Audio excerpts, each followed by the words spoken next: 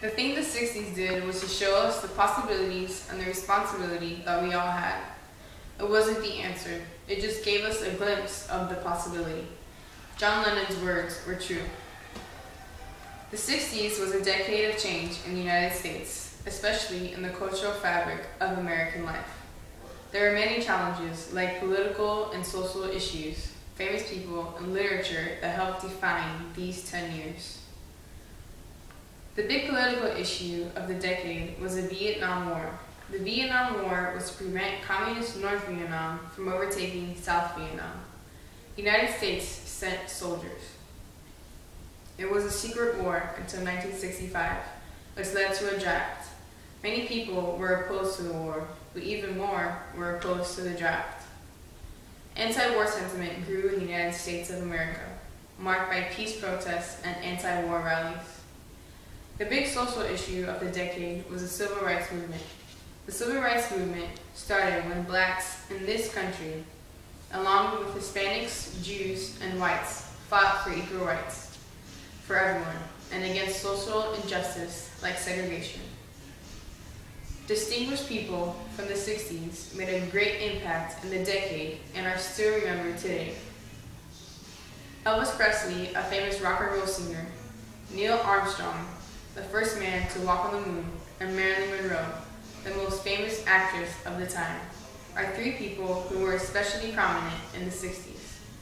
But the people who made a great impact on lives of those in the 60s were Martin Luther King, the leader of the Civil Rights Movement, and John F. Kennedy, the 35th President of the United States.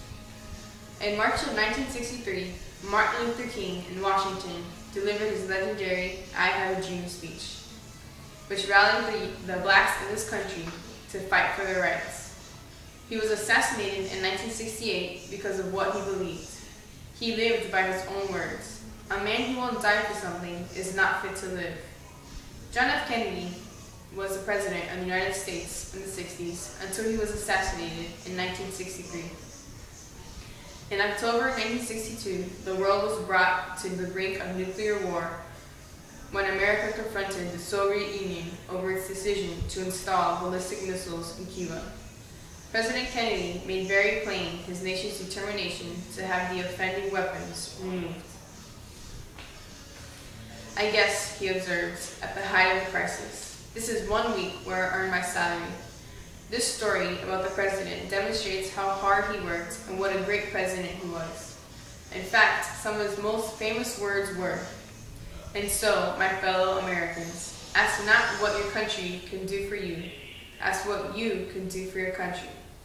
These two legendary individuals still inspire us today, and we can thank the 60s for bringing them to our attention. Literature also reflected what was happening with the social issues of the time. To Kill a Mockingbird by Harper Lee is a story about a small southern town and the different way blacks were treated as opposed to whites. It describes some of the turmoil of race relations as they affected people in America. She won the Pulitzer Prize for the novel. Writing about race and gender, women of color like Gwendolyn Brooks, Maya Angelou, and Margaret Walker Alexander helped create new insights on feminism as it developed in America. Also, Sylvia Plath, who wrote The Bell Jar, and Mary McCarthy, who wrote The Group, spoke of women's roles outside of those of a happy wife and mother of the 50s. The 60s were an interesting time in American history. Many of the ideas from that time continue to be strong today.